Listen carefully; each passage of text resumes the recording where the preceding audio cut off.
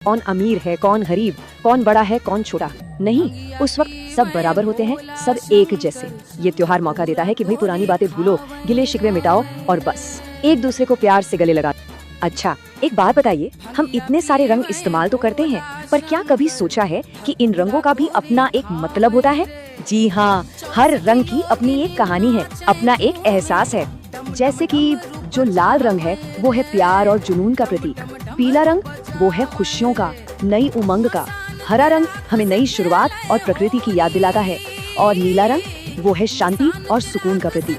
तो अगली बार जब किसी के गाल पर गुलाल लगे तो याद रखिएगा, आप सिर्फ रंग नहीं लगा रहे, आप ये सारी खूबसूरत भावनाएं भी उनके साथ बांट रहे हैं। चलिए, अब मैं आपको एक मजेदार तरीका बताती हूँ इस त्योहार के पूरे मतलब को याद रखने का। बस होली की स्पेलिंग याद रखिए, HOLI। H मतलब हैप्पीनेस यानी ढेर सारी खुशियाँ, O मतलब ओवरकम इविल यानी बुराई पर जीत, L से लव एंड लाफ प्यार और हंसी मजाक, और I से इंडियाज फेस्टिवल हमारे भारत का सबसे रंगीन त्योहार। तो कहानी में वापस आते हैं। अब छोटी आयशा के मन में एक और सवाल आता है। वो पूछती है, दीदी ये जो इतनी टेस्टी गुजिया बनती है ये सिर्फ होली पर ही क्यों बनती है? और उसका ये सवाल हमें होली के एक और खूबसूरत हिस्से से मिलवाता है, क्योंकि होली सिर्फ रंगों का खेल नहीं है दोस्तों, ये तो एक पूरा पैकेज है खुशियों का।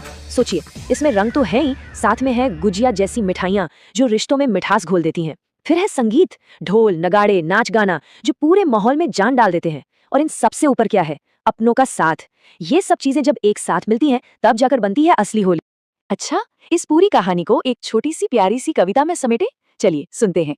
आग जली, बुराई हारी, रंग बिखरे, खुशियां प्यारी, होली आई, प्यार की बोली लाई। कैसी लगी? बढ़िया है ना? तो इतनी सारी बातें हो गई, कहानी भी सुन ली, रंगों का मतलब भी समझ लिया, पर सवाल ये है कि इस पूरे त्योहार की असली सीख क्या है? मतलब रंगों और मिठाइयों के अलावा हम असल में अपनी जिंदगी के लिए इससे क्या सीख सकते हैं? सबसे पहली और बड़ी सीख तो यही है कि सच्चाई की हमेशा जीत होती है। दूसरी बात, ये त्योहार हमें सिखाता है कि सबके साथ प्यार से रहो, भेदभाव मत करो। तीसरी सीख है माफ कर देने की, पुरानी बातों को भूलकर आगे बढ़ने की। और हाँ, एक बहुत ही प्रैक्टिकल और जरूरी बात कि हमेशा सुरक्षित नेचुरल रंगों का इस्तेमाल करें ताकि ये त्योहार किसी के लिए भी तकलीफ का कारण ना बने। और आखिर में कहानी के अंत में अंशिका अपनी छोटी बहन को जो बात कहती है वही इस त्योहार का असली निचोड़ है। वो कहती है, आयशा एक बात हमेशा याद रखना, होली सिर्फ चेहरे रंगने का त्योहार नहीं है, ये तो दिलों को प्यार के रंग से रंगने का त्योहार है। तो बस इसी खूबसूरत सोच के साथ आज की ये कहानी यहीं खत्म होती है। लेकिन एक सवाल आप सबके लिए छोड़कर जा रही है कि इस बार जब होली मनाएंगे तो क्या हमें इस कहानी का असली मतलब याद रहेगा? क्या हम सिर्फ एक दूसरे के चेहरों पर रंग लगाएंगे या दिलों को भी प्यार के रंग से सराबोर कर पाएंगे? इस पर सोचिएगा।